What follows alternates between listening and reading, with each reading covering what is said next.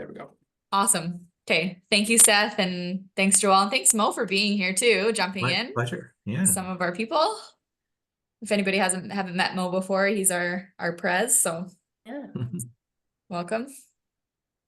And Okay. thanks for having us. Yeah. Yeah. Thank I you. will share my screen here, and then we'll do a little bit of an overview here with Mo. He's going to take us through a little bit of our strategic roadmap, just for the first bit here, and then we'll get into some advocacy stuff, and then we'll have some questions. We have Joelle here as well, in case we've got any pressing member engagement questions or want to talk about matrix versus exposure, et cetera, et cetera. So just me to share my screen. Okay. I'll be able to see that PowerPoint. All right. Not yet. I can't see it on my end, or can everyone else see it? Mm-mm. No, not yet. Oh. Still not in. No. Okay. Stand by. We are going to.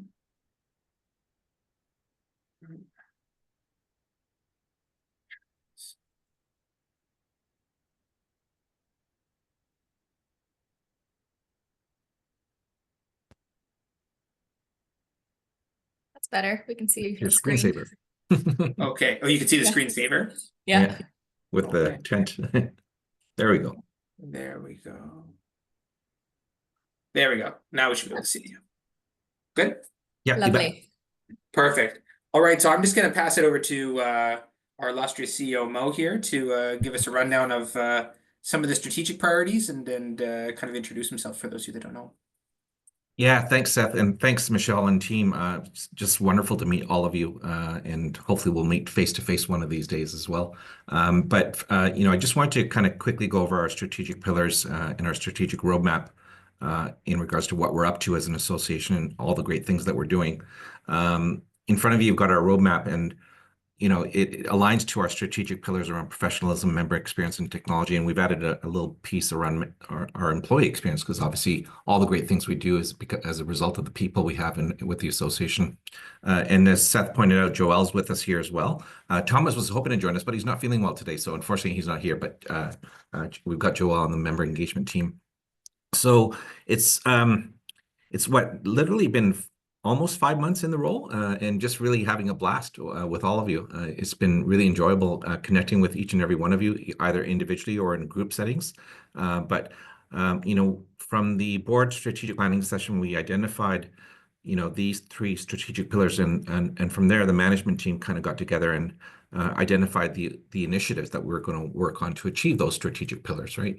So we want to, full transparency, we want to kind of share with you what we're up to as an association. And maybe I'll start off with the technology pillar first, because I know that's near and dear to everyone's heart, in terms of all the great things we're doing on the technology front. So in no particular order, and I won't go through every single one of them, but the MLS enhancements is something we're obviously prioritizing for sure. That's going to happen throughout the year. You look forward to seeing quarterly updates in terms of the enhancements on our existing technology. Sometimes we have a tendency to really look at the new shiny objects, but we don't pay enough attention to the existing technology and tools that we have available to you. So one of the things I think has just recently rolled out, or just about to be rolled out, is what we call responsive search, which allows you to customize, and this is by Matrix, by the way, which allows you to customize your search criteria. So rather than looking at every single thing, every single search criteria, you're able to customize it to your own priorities in terms of what you want to search. So that should be rolling out. If it hasn't rolled out already, it should be rolling out very, very shortly. We're reviewing all of our technology offerings. System of choice, that just came up. We're the only association that offers a system of choice, whether it's matrix or exposure, or whether it's showing time or touch base. We want to give you the flexibility to be able to choose which system you prefer. So that's one thing we're going to continue to advocate for and offer to our existing membership as well. Cybersecurity audit is, something near and dear to everyone's heart, especially given everything that's going on in the world right now. So we've just selected a vendor for our cybersecurity audit to perform an audit on the association. So what's at risk and whatever's at risk, how do we mitigate those risks? And then from there, what we want to do is provide some of the learnings, the training, the tools to the membership and for each of your brokerages to see what type of tools and resources can we provide to each of you as individual agents and also as brokerages as well. So that's on the technology front. Member experience. I hope you've all registered for the conference and AGM coming up in May 22nd, May 23rd, especially with the early bird pricing. And hopefully looking forward to seeing you all there in Penticton on those 2 days. A lot of work around, already started work around journey mapping and process redesigns. The annual member survey, thank you again for those of you who were able to respond to the annual member survey. We shortened it as much as we could, but we wanted to make sure that we got the right amount of information to listen to our members and hear what they have to say. I think we landed at a 31% response rate, which is pretty darn amazing, especially for a survey, right? I've never seen those numbers before in my history whatsoever. The Realtor Awards are being planned as well for mark your calendars for October 3rd in Kelowna. Those will be in person, so rather than the virtual event that I hear didn't go so well last time, and understandably so, right? Member benefits exploration, we want to try and identify or understand all the various benefits our members have as being part of being a member with the association, but also explore other benefits that we could potentially be providing as well. So that's an exercise we want to go through.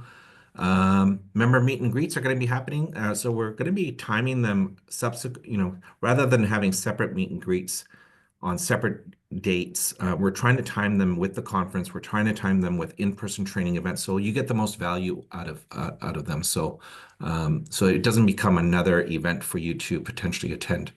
So let's combine them with all the great things we're already doing.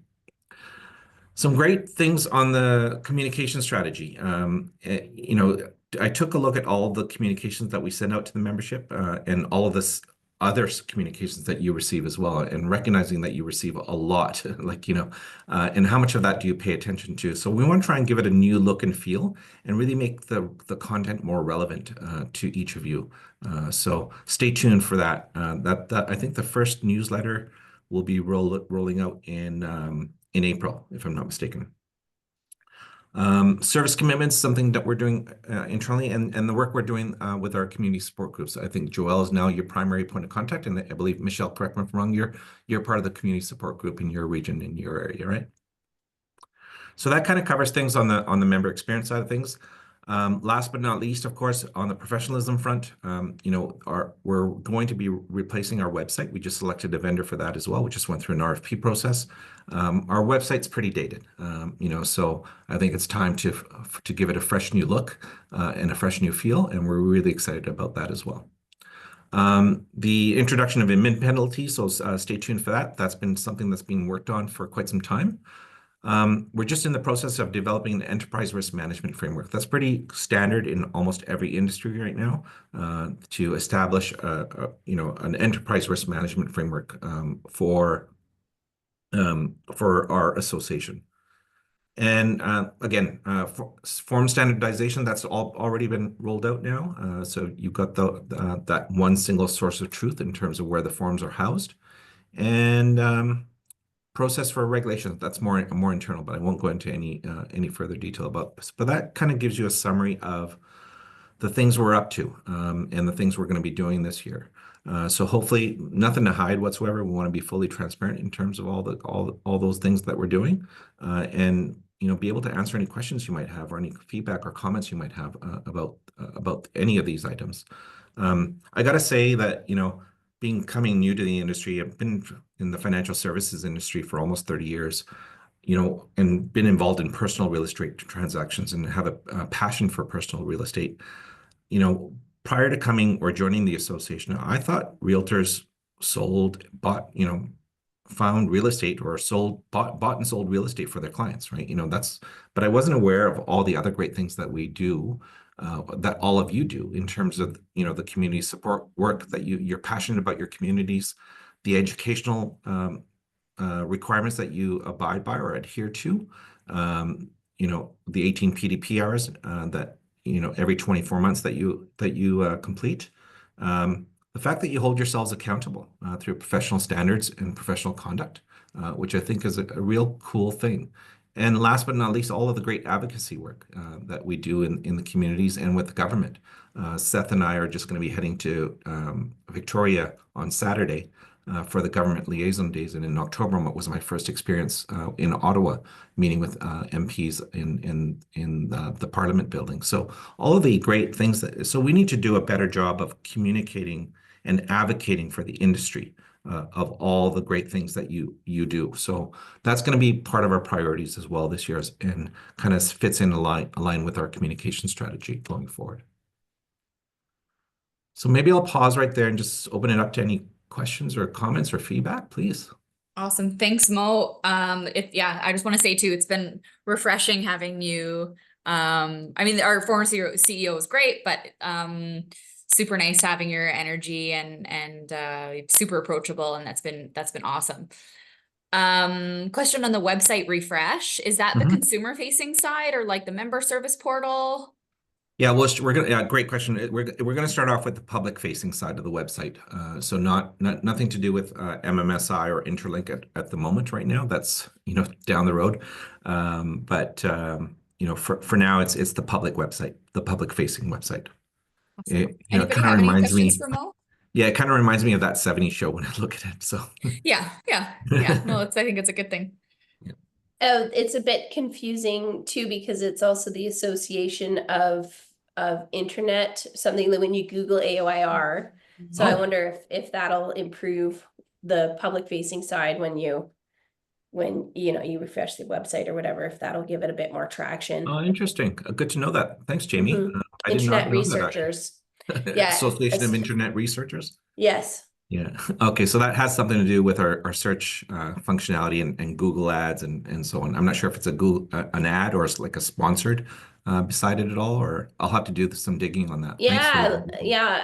I'm not. I can just look it up quick and see, but the first thing that comes up always is the Association of Internet Researchers. Is that when you search AOIR or? Yeah, just AOIR. Okay, Yeah. good to know. Yeah. Yeah. Let me do some digging on that. Thanks for letting me know. Yeah, no problem. Awesome.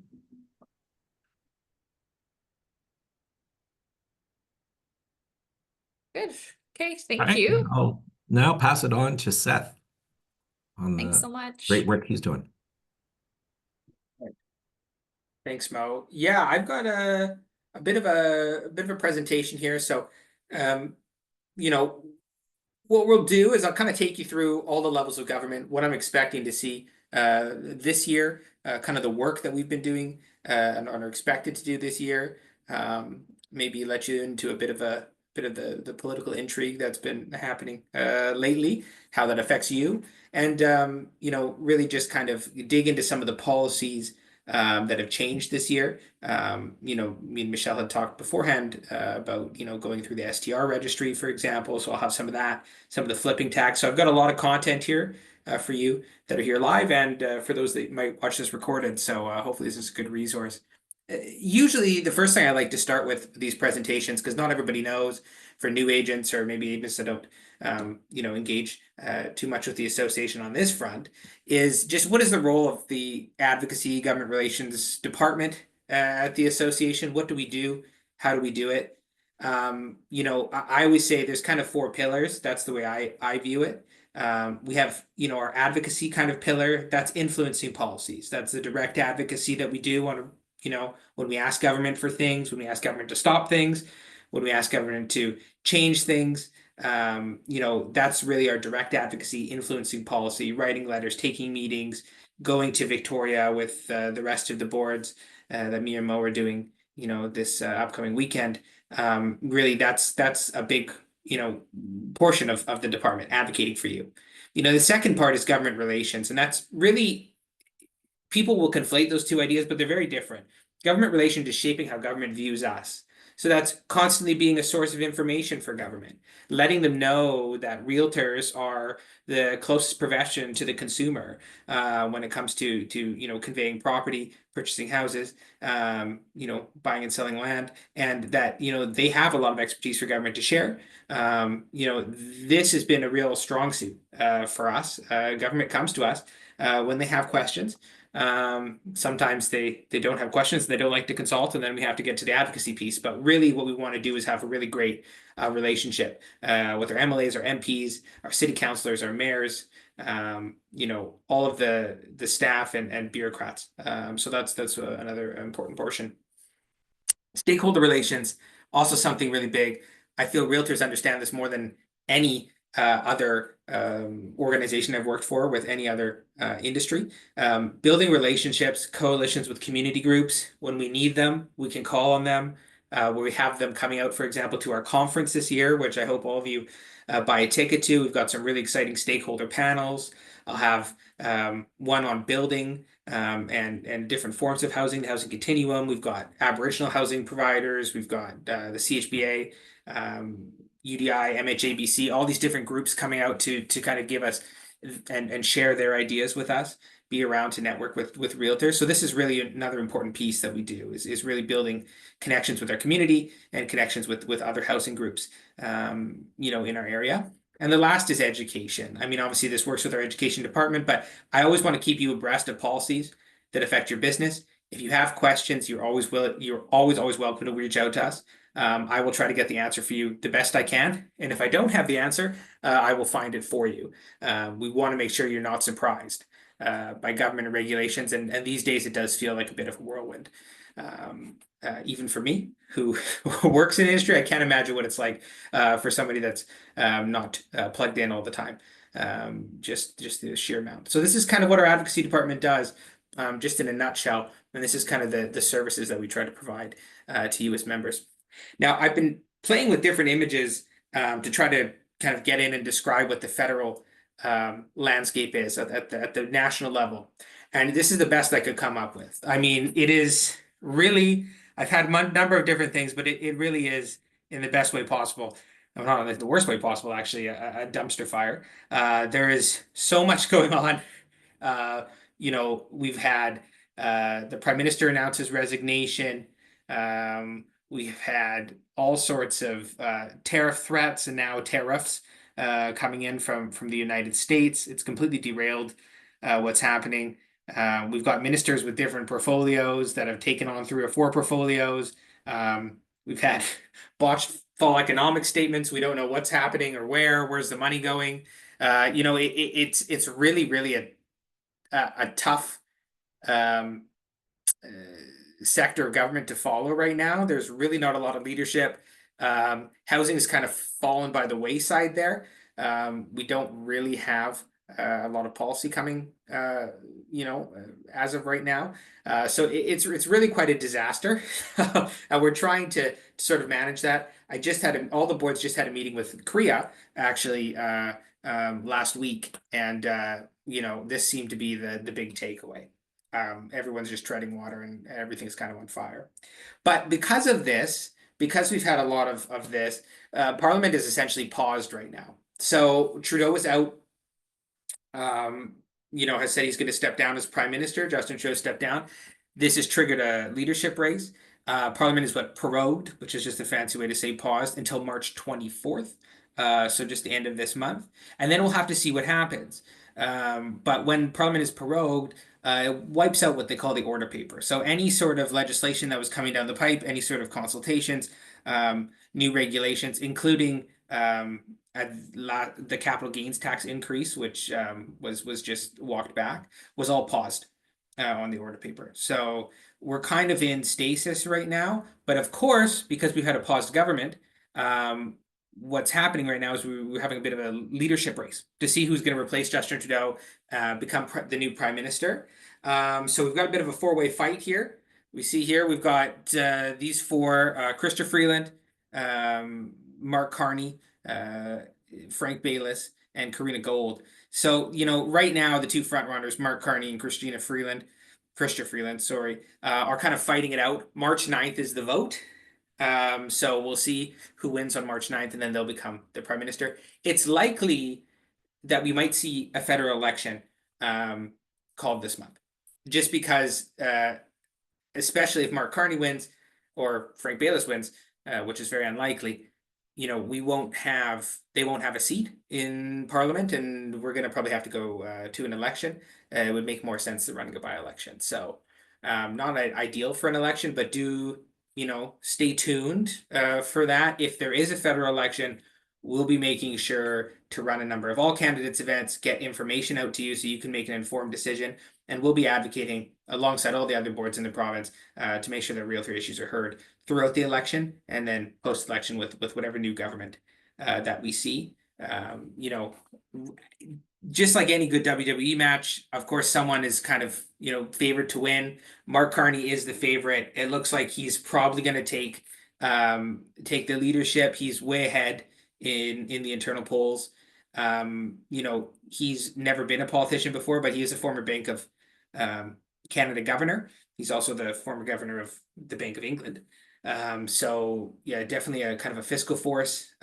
His poll numbers are really good against Pierre Poilievre as well. So we actually might see a bit of a battle if we get into a general. So March 9th, I would expect to see Mark Carney in the driver's seat, and then probably, when Parliament's recalled on the 24th, into April, we'll probably see a spring election coming for the federal government. But what's some of the federal advocacy we've been doing, prior to the election and still moving forward? Obviously, the federal government is in turmoil, like I just explained. Elections evident. There's a number of issues we've been focusing on. The big one for us right now has been on the foreign buyers ban. And one of the issues we've had, and I mean, we've had a number of issues with the foreign buyers ban. It took almost 6 months of advocacy to get them an updated map. For example, for you to use, to get an auto prop layer for realtors to use, to know where this even applied.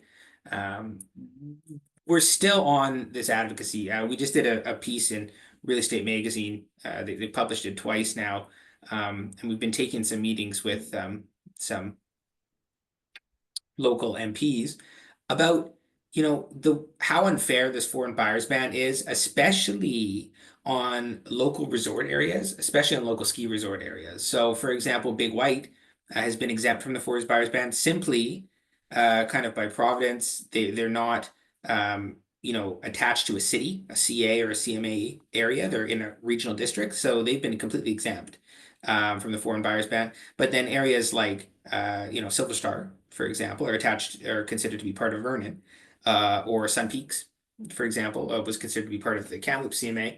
They're included under the ban. And that's really unfair for a lot of people looking to buy and sell property, in these areas. It's also been affecting the economy. We've been talking to the ski hills and the coalition that represents them, and they're very unhappy with the way that this legislation's rolled out. It's kind of laziness, to be honest with you, that this wasn't done properly. And we know government can do a better job, because Whistler, for example, was left out of the ban specifically. Mount Tremblant in Quebec also left out of the ban specifically, but they didn't think about all of the other different areas, resort areas, ski hills, et cetera, et cetera. So we're really working on getting carve-outs out of the foreign buyers ban. We've been working actually now with BCREA and the tourism ministry in BC to really make a push to have a lot of our resort areas exempted from the foreign buyers ban, just to allow you and your clients a little bit more freedom in the way you buy and sell properties in those areas, and frankly a little bit more fairness. The interior deserves the same treatment as the Lower Mainland or the Laurentians, right? Another thing that we're looking at, this is something that the Conservative Party has put into their platform, but the government hasn't. GST exemption on new builds. We'd just like to see government take that on board. This was one of our big policy asks when we were in Ottawa last fall, and we're going to continue to be making that argument with our federal government. There's no reason we should be paying GST on new builds, especially in this housing market. It'll make it a lot more affordable for people to get into these new built homes. And then a couple other little things here, land use tax and financialization consultation. We're still waiting for that to open. Like I said, it's been paused, but we're willing to go. We're gonna be participating in this consultation. The land use tax is essentially a tax on vacant land that's being held and not developed. This is again part of that coalition building. CHBA has asked us to get involved in this, the Home Builders Association, because this would essentially be it's a tax to force people to develop land, but it's kind of counterintuitive. Obviously, if you're holding that land, it's for a purpose. Maybe you're not ready to build on it, and to increase your holding costs on that land by being taxed on it for the 1 or 2 years that you're holding and not doing anything with it is kind of ridiculous. So we want to be involved with that. Financialization, I don't actually know what that means yet, but they've put out a notice about housing financialization, whatever that is. So we'll do a consultation on that. Energy labeling for homes. We have the step code in BC. We're in a bit of a different space, but federally they're looking at kind of making mandatory energy labeling for all homes. So, they were saying at time of sale. So that obviously is a huge burden for people trying to sell property. At time of sale, you have to go find someone that can do a proper energy audit of your home, give you an Energuide score. We know this takes 2 to 3 months. So, this kind of a not something that we think is a great idea. It should be voluntary, and also it should be low cost or free. To force a seller to pay thousands of dollars to get a label on their home, to know what the energy requirements are and energy guide labeling is kind of ridiculous. So we've been definitely fighting against that. And then the capital gains inclusion, which is no longer an issue because that's been walked back. The rule's been walked back on the capital gains inclusion, so we don't need to deal with that anymore. Now, on the provincial side, this is the biggest area of kind of our advocacy, I think, this year. The province is really, become, the area that most affects real estate, especially since they've kind of taken over some of the municipal power as well. And I just put this out there because the BC NDP has been really walking on the tightrope. They barely won their election. They have an agreement with the Greens to keep them in power. Their speech from the throne, which is supposed to lay out all of their priorities for the year, very lackluster. There was not much in there. No new promises. Usually I put an update out to members. There was really nothing to update. So I haven't done that. Very, very, very, kind of milquetoast approach to the way that they've been doing government. So far, they're very cautious. Nonprofit housing has really been their focus so far. There hasn't been a lot of movement on the market housing and real estate space. But yeah, we're definitely seeing they're really trying to strike a balance here. How well they're doing depends, but who you ask, but this is kind of the environment that we're in. A little bit further down in the slides, I'll give you an update. We just had the budget released yesterday, and there's some interesting things in the budget that I think we should all know about. What we're seeing though in terms of issues, there's quite a few. But a couple of the things that we're trying to not take advantage of, but live to is one, we have a ton of new MLAs in the interior. In Vernon, you have your same MLA, Harwinder Sandhu, an amazing woman, a great MLA. We love working with Harwinder. But there's, the majority of our 17 MLAs in our board area are brand new elected. So we've been reaching out, taking introductory meetings with them. We're going to be taking more meetings with them to kind of, further, advocate for our issues in Victoria. And really, this is a great opportunity for us to kind of help shape their view on housing policy, but also on realtors and the value that they bring to their communities. Because I think, sometimes when you have an MLA that's been in there for a very long time, they have their view on a realtor, they have their view on housing policy. It's very, very hard to kind of reshape their outlook. But here, we have the opportunity. So our priorities on the provincial side varied.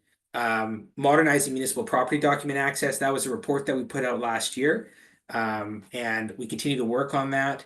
we're really trying to get some sort of municipal modernization fund that's specifically for municipalities just to use to upgrade their technology, to increase staffing, whatever they need to make sure that when ask the city of Coldstream, for example, I will say that they're pretty bad about this. When you ask the city of Coldstream, hey, we're selling this property, I need access to the property documents on on this property, what are the easements, what's the zoning, what's this, blah, blah, blah, blah, all the way. And they go, oh, that'll take you 2 months and we're going to charge you for the photocopy kind of thing.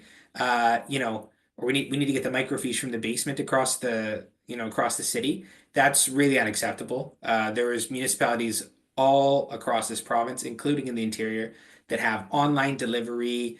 In fact, they're improving their online delivery. It's a 1 day turnaround, sometimes less, $50. You get the whole package emailed to you. You can show your clients. This is a big issue that government has not been live to. So we're really pushing for that. We have had some movement a little bit on kind of the data side of things. We're kind of working with LTSA and a few cities to see if we can get more publicly available info on autoprop. So some of that stuff that you might want to see, you could just go on Autoprop or Parcel Map and just take a look at it rather than have to go to the city and request it. So this is something we're working on, continue to work on with both the municipal government and the provincial government. Strata document process and fees. A huge frustration. When I started 3.5 years ago at the association, it was the first frustration I heard about. It's still the frustration. I've heard from people that have been in this industry longer than me that it was a frustration 15 years ago. So it's been a frustration for a long time. We are finally I think government's getting sick of hearing from me on this, to be honest with you, but we need to get movement on this, and we are. It looks like this year we are going to get a full review of the Strata Property Act in its entirety. So whether that'll be a private review or a public review, I'm not sure. It'll depend. But we've been doing a ton of work on this. We've wrote a number of letters. I've had many meetings with the Housing Policy Branch. For those of you who don't know, I sit on the Strata Partners Group, which is a task force that the BC government has that meets regularly. So I sit there on behalf of all of organized real estate to try to get us some movement on this. I'm kind of the black sheep on there. I mean, they've got the strata properties, different strata property management groups and things that are not happy with the way that we've been doing advocacy. They want to increase the Form B fees to, I think it's like $300, and 25 cents a page and all these sorts of other things. We've been very clear from the beginning. Increased fees means we need to reduce delivery timelines, ensure service and accuracy, and make sure that rush fees are fair and transparent.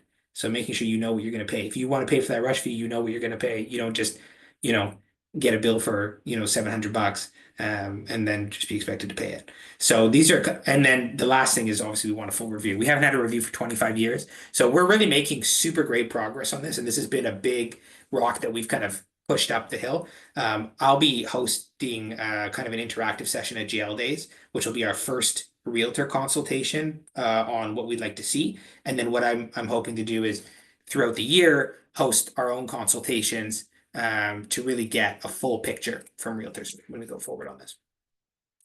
Making STR regulations work for the interior. Another big issue, the short-term rental regulations are not working for interior communities. I knew they weren't going to work when I saw them, and they're working even worse than I thought. So, we've been advocating for this. We did a lot of advocacy even just on the Strata Hotel piece, which we actually got, some movement on, having Strata hotels be exempt under certain circumstances, which was good. But we are, kind of in the throes of doing the problem is there's no real, place for government to look that's counteracting the kind of narrative that they're seeing on short-term rentals. So we're going to pursue, full report to government, policy report with recommendations, very similar to what we did on the municipal property document access for communities in the interior, making some suggestions on short-term rentals. It's no secret too. I've been talking with other boards, but also Airbnb. You know, they routinely talk to me, and we share about, you know, what policies they've seen that are working, what are not working. But this is going to be a big focus for us this year. We really want to get some more movement on the short-term rental stuff. You know, the government's not going to rescind their policy. In fact, in the throne speech, the only thing that they said about housing was that they're very happy and that they're leading the country and making sure that homes aren't empty, and that, you know, we're keeping homes out of the hands of investors. So we know they're not going to take the policy back, but we want to get some fairness here. So, you know, having more exemptions for use, allowing municipalities more freedom to decide where and when they zone areas for short-term rental, things like this. So this is going to be a huge focus for us this year. Reform of resale housing taxes. This is one we're working on provincially. Big focus in Victoria.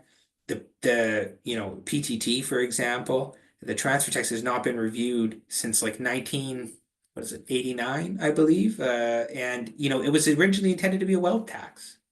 But it's also a massive, as someone that is, you know, just bought a place about, you know, 6 months ago, I can tell you it's a massive amount of money, you know, and it's a barrier for a lot of people, you know, to be able to purchase their home. You know, this was only supposed to apply to the top, you know, 10% of homes in the province at that time. And now it applies to pretty much every single house, condo, and townhome that's purchased.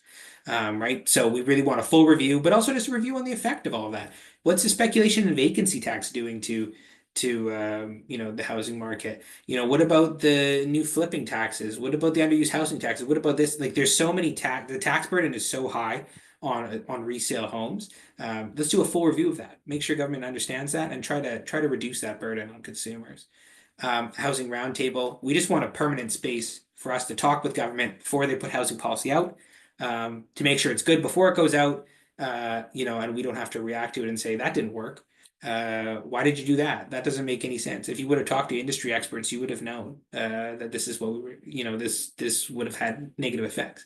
Great example of that was on the landlord notice period. I give a lot of credit to BCRA and GVR. They did a lot of work on that. You know, we gave some input, but they were really quick on that. And if they would have had a roundtable, they would have known that you're trying to match. To have 4 months, you know, they've moved it down to 3 months to kind of align better with financing timelines. We could have told them that before they put the policy out. So like a permanent roundtable would have been ideal. And this last thing, you know, this is coming from a lot of agents, I don't think in this office, but in the North Okanagan and all the way up into the Shuswap as well, is park managers have been lately crashing a lot of deals in manufactured home parks, mobile home parks. So, you know, we've had a great person that works with me, Dan. He's been doing a lot of research on this, and we've been doing a lot of advocacy on this as well. On, you know, we've had a real concerned group of realtors bring this forward to us, and you know, we're starting to make some movement on it. But you know, essentially, there is some outdated forms, the 1097 form, and also the RTB 10 form on lease transfers in these mobile home parks that mobile home park managers are refusing to sign. Banks are not going to lend without this signed form. And what ends up happening is consumers and realtors get stuck in the middle, deals fall apart because financing doesn't happen. So we're really asking government to, you know, be locked to this issue, regulate and make sure that, you know, whatever way they fall, either, you know, banks aren't required to have these forms, or that park managers are required to sign this form, because we can't keep seeing deals constantly fall apart at the whim of so I got really animated there. And Seth, I'll just add Yeah. to that. So our in-house broker for TD is working with CMHC and the Park Managers Association, whatever they call themselves, to come to an agreement on a form that makes sense, because the Park Managers Association did not clear their form with CMHC.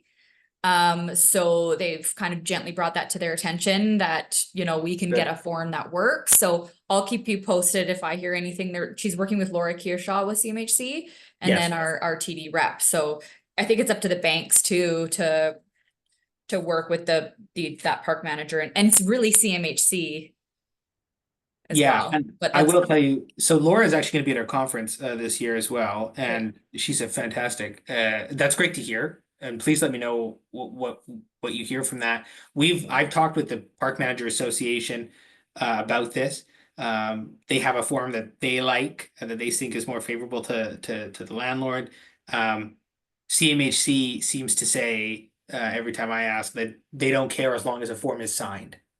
Uh, which is their kind of tact. They just want to be able to recover money because they're the only insurer of those homes. And then the banking association says that they have OSFI superintendent requirements that they have to meet, and that the park manager firm, wouldn't allow them to meet those requirements. And to be fully transparent, I've been CC'd on conversations between lawyers back and forth now about what wording is appropriate. So this is a very difficult issue, but we're really trying to get movement. But please let me know, Michelle, yeah, if you hear more on this, because this is something that I would like to get fixed. We can't just be allowing. The lens that this needs to take, perhaps anyways, is this in the park, like in manufactured home parks, it offers autonomy, and it also offers accessibility. So these are things that the government needs to hear, because some of these park managers are literally like taking extreme advantage. And there's age advantage they're taking, and I really think that if we come at that from a lens of like, hey, you want to make affordable housing, this is a huge opportunity. No, absolutely. And this is kind of, it's funny you say that, Jamie, because I think that's kind of the approach we've been trying to take is, this is the most affordable type of housing out there at the moment. And, a lot of people that are even purchasing this housing, it might have been hard for them to get financing to begin with. To throw up these barriers and not allow them to purchase this home, not allow them to sell this home, is a real detriment to this province, to consumers in what is really a housing crisis. What is really the most expensive time in history, at least in BC, to buy homes. So we're definitely trying to frame that issue in that way. So those are a few of the issues that we're looking at provincially. One of the big things too that just came out was the budget. Just yesterday, we had the provincial budget come out. I was really jealous. For those of you that don't know, my wife is the government relations director at CHBABC, and she got an invite to lock up, and I did not get an invite to lock up. They only give one to organize real estate, so it went to BCREA. I was very jealous of her yesterday, but that's okay. She brought back all the copies for me to read after the fact. But we've had the provincial budget announced, first one since the government came into office. Honestly, an interesting budget. Not exactly where I thought it would go. Obviously, it came concurrently with the tariff announcement from the United States, which is kind of fascinating. In fact, they've had kind of two press releases back to back that they probably were scrambling to try to make work with each other. Not a ton of highlights because a lot of the spending was based on healthcare and education. On the housing side of things for us, couple things. One, there's going to be a speculation and vacancy tax increase. That was announced in the budget as of January 1st, 2026. So, that's starting from January 1st, 2026 for that tax year. The speculation and vacancy tax is going up. So 3% for foreign owners, and then it's going to be 1% for domestic owners. So that's up from the 2% for foreign owners and 0.5% for domestic owners. So that's going up. Not something that was signaled to us. So not sure why they would have done that. They claim that the majority of government claims, sorry, not they, government claims that the majority of people in BC are exempt from the tax anyway. So not sure why they focused on increasing that, but that's where we are. To pay for the staffing of it, I bet. You might be right. It might be about paying for the staffing. I won't make too many guesses on that front, but that's the case. But for those of us in the North Okanagan and Vernon, Predator Ridge was given a specific exemption from the speculation and vacancy tax. and that's retroactive to January 1st, 2024. So that's good news. Or sorry, May 1st, 2024, my bad. But yeah, that's good news. Predator Ridge is now exempt from the speculation and vacancy tax. I don't know what that means for this year's filings. Because I mean, all of the SVT notices already went out. So I guess that would be the next year. They're exempt. I'm still trying to figure out the timing on that, but Predator Ridge has been exempt, so that's great for those of you that sell up there. Just a couple other things. $10.9 billion deficit was announced this year. That's actually kind of the maintenance deficit, so they haven't spent more money and they haven't spent less. 10.9 billion provincial deficit's the biggest in provincial history. Large deficit spending, but they didn't make a lot of cuts this year. $4 billion of the budget was just for economic contingency. So just to spend on any sort of economic stimulus that might be needed because of the trade wars that are developing. So those are just a couple highlights. Nothing other than that really that was super exciting. Some additional rent subsidies and things, but nothing super crazy that's going to affect realtors too much. Short-term rental registry. So this is something specifically that was just kind of announced a month or so ago. Brought into effect about a month or so ago, but announced way back, I think it was 2 years ago now when they brought in these STR regulations. So it's now live. The short-term registry is now live. All of every short-term rental listing needs to register with the province. There's no exception for this. If you have a short-term rental that's legal with the province, obviously that's legal with the province and with your municipal bylaws. So a legal short-term rental needs to also have a registry number. The effective date for the registry is May 1st. So hosts non-compliance will face fines and enforcement. So what does that mean? On May 1st, if you don't have your number, the listing is going to be taken down and it's going to be made invisible, essentially. So no one's gonna be able to see your listing. On June 1st, if it's still up or you re-put it up on a site without the registration number, all your future bookings on that property will be canceled, and you'll be subject to fines and enforcement up to $3,000 a day for fine and enforcement on that. So this is not a joke. This is no laughing matter. Make sure you get registered if you have a short-term rental. Registration fees are on the slide there. $100 a year for principal residents, $450 for units that are outside of principal residents, and then $600 for an entire strata hotel. Fees are reduced 25% for those that register before March 31st of this year. This is a promise that was made with the short-term rental regulations. I didn't think there would be registration fees. There are registration fees. They're decently significant. Not ideal. Couple things to mention. This is based on the individual, not just the property. So, I've had a few questions. Well, what if we sell, what if I get a registration number, I put it on my listing, I sell the property, does that person still get their registration for the year? No, you have to go get a new registration. So it doesn't just transfer with the property.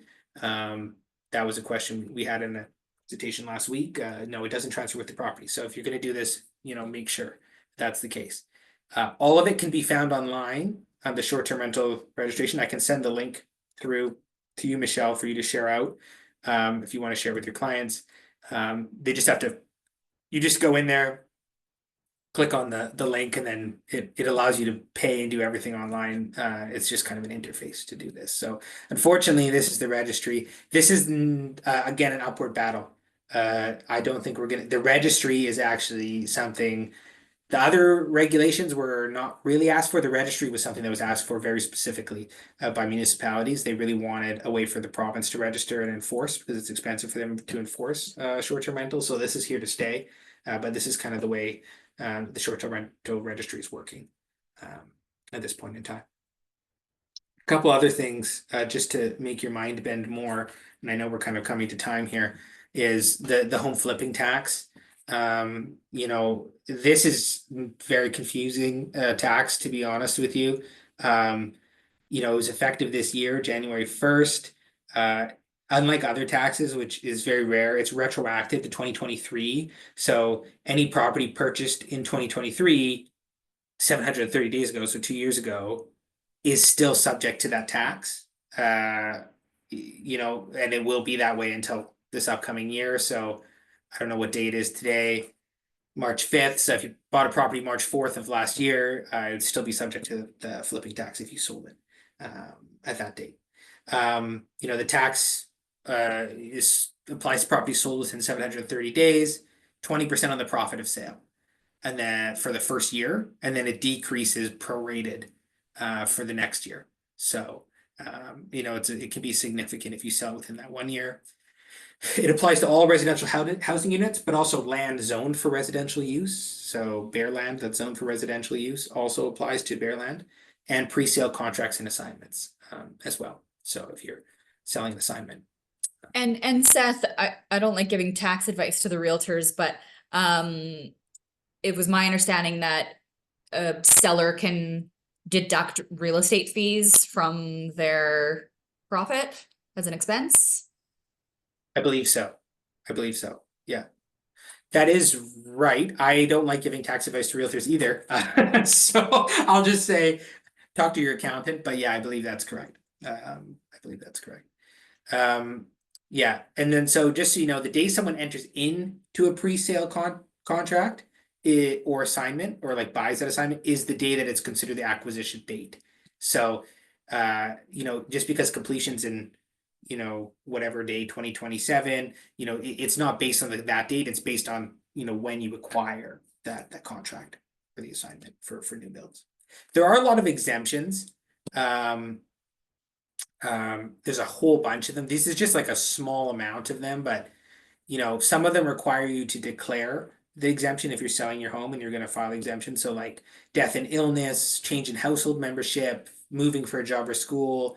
If you're moving for a job or school, it has to be at least 30 kilometers or something. There's some exemptions for builders and developers. Now, this includes substantial renovation. So if you're just painting the walls, that's not a renovation. It needs to be substantial. Substantial is when you're actually taking, you know, a structural component. So roof replacement, foundation, interior supporting walls, whatever. Putting in a suite in your basement. That's, you know, some exemptions too. Also sales between related people. So I guess if you're selling to your brother or your sister, and then corporations as well. So if corporations are selling to their subsidiaries, they're also exempt. So lots of exemptions. Like I don't even have all of them, but there's like foreclosure, all sorts of other things as well. Some entities are exempt. There's a, you know, any property on First Nations land is not subject to this. Government, nonprofits, charity, co-op properties are not subject to this. And then property that was acquired through a REIT, also not part of this. There's a really great guidance document that Dan just put together that we'll be sharing in the next advocacy update, and hopefully up on our resource pages on Interlink that you guys can use to kind of go through this. It's got a summary of all these issues for you to keep straight. Keep in mind, this is separate from the federal property flipping tax, which also applies. So in the first year, 365 days, if you're selling a property or assignment that's residential, you basically don't get the capital gains exemption. So you'll be, you know, it'll be, any profit will be treated as a capital gain and taxed accordingly. There are also exemptions for this, you know, extraneous life events, very similar to what's in the provincial legislation, moving, death, disability, illness, these sorts of things. So keep in mind, there's the two taxes. If you're flipping and you don't have an exemption, not flipping, but selling and you don't have an exemption, you could be subject to 20% provincial tax and have your profit tax as capital gains. So you won't be keeping a lot on that front. This is kind of a tough policy, especially on the provincial side. The governments are really proud of it. This is going to be something we're visiting in Victoria, because, you know, there's a lot of reasons people might sell their house, and it's not just flipping, you know, within the year. And then lastly, we're on the municipal front. You know, municipally, a lot of municipal stuff is provincial these days. And municipalities are strapped. It's kind of like the Mexican standoff here. Like the province wants municipalities to do something, the municipalities wants the province to do something, and neither of them have staff or money. So municipalities are really stretched. They're very recalcitrant to certain things. So you really have to massage in ideas, especially in the property document access stuff. But we're actually kind of starting to move on this. Yeah, they're in a very tough spot, cash strapped, resource strapped generally. Our initiatives really depend on local areas, and there are some commonalities that exist. There's some business licensing issues we deal with. Local STR regulations are a big thing. Kelowna is finally aligning their regulations with the province, which is really good. So we don't have to worry about two sets of regulations. We would like a lot of municipalities to move there. Property document access, obviously. And then anything that realtors bring, I really find, especially now because the province and municipal advocacy is so tied, local issues that realtors bring to us are usually what we end up running with lately, or not running with, but advocating for, because we do have a lot. We have well over 160 municipalities just in our board area. It's impossible to track them all, along with the regional districts. So I really rely on realtors to bring me some of the info here, but we do try to find the common threads and advocate for those as much as we can. So that's kind of it. I think I'm just at time here, maybe. Yeah.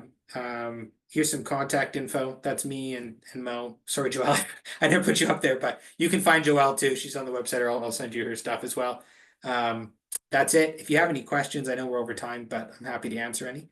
And if not, I just have a quick comment and a question. So the quick comment, just for our agents in the room, is that Seth and I, and mostly Seth, but I provided like a letter on behalf of the brokerage for the District of Coldstream, because I noticed Barb being on the phone too.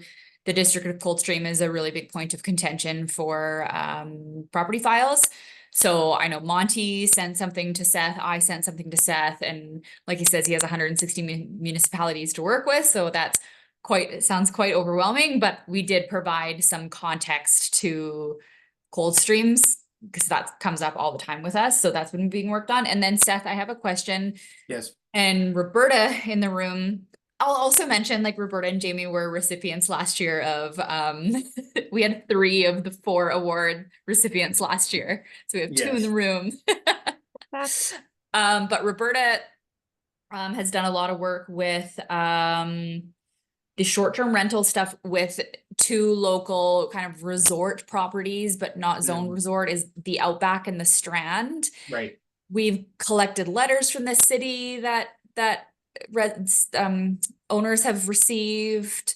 And Roberta, maybe you can speak more eloquently on this than myself, because I still get questions on if they're exempt or not, and just the clarity around exemptions, because the Outback in particular has been saying, oh yeah, we're exempt, non-issue.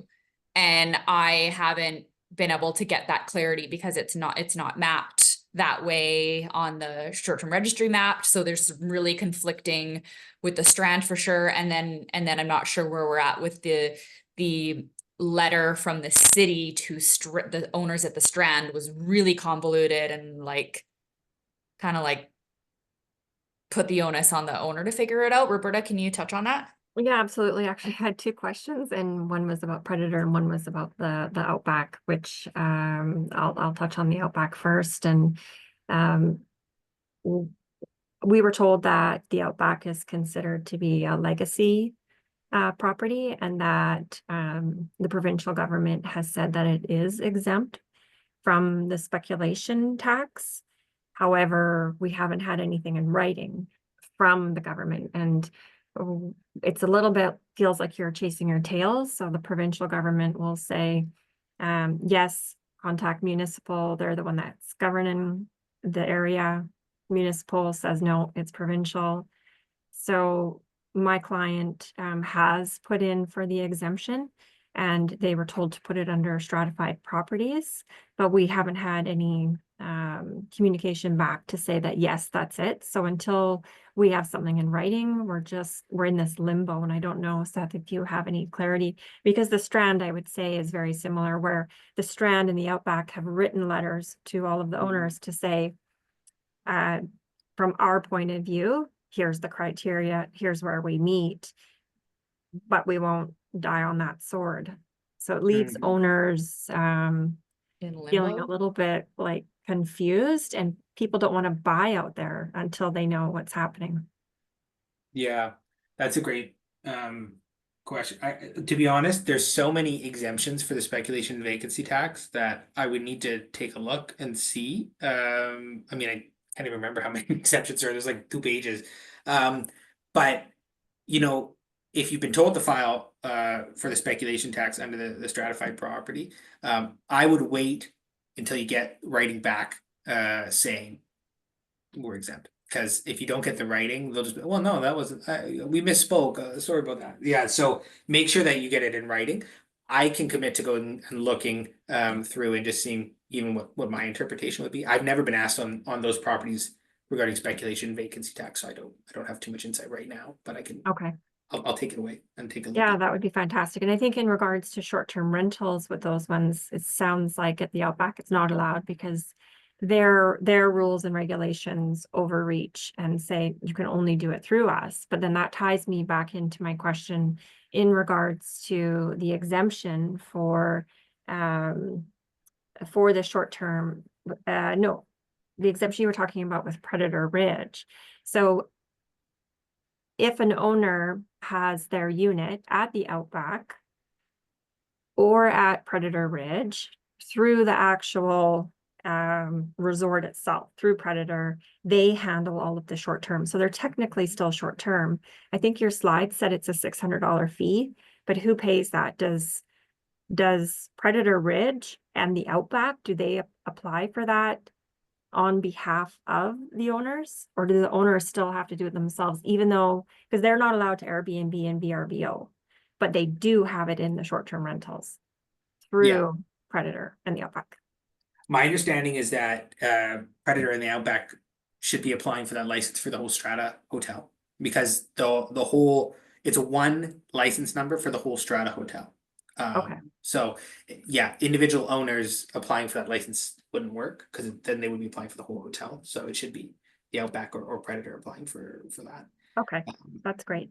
Yeah, and I know they've loosened some of the. Originally, I know some of the short-term rental restriction by like rules were kind of weird, but I know they've been worked out with Outback and Predator Ridge, and there's been some exemptions on the Strata hotel front as well, so that's probably helped on that front. But I do remember when this first came in, those were really difficult properties to figure out. Right, and then I think the Strand is a little bit unique, where those owners are allowed to put it into an Airbnb or VRBO and do it themselves. Yeah, because I think they meet the qualifications based on the new rules Yeah. that the government's put through. Okay, well, I appreciate the help. Yeah, no problem. And I'll look into that speculation and vacancy tax thing and see if I can just give my 2 cents as well. Because yeah, obviously I don't know right off the top of my head here, but Thank you so much. I really appreciated today's Zoom as well. I found it was super informative. So thank you. thank you. Thank you. It's great to Yeah, hear. thank you guys. Thanks for being here and thanks for our agents joining in. Appreciate it. Thanks for the opportunity. Thanks, everyone. Nice to meet you all. Yeah. Thanks. Thank you all. I'll send the recording through and That sounds have a great. great Thanks, Sam. rest of your day. Okay, thanks you too. Bye, Bye. everyone.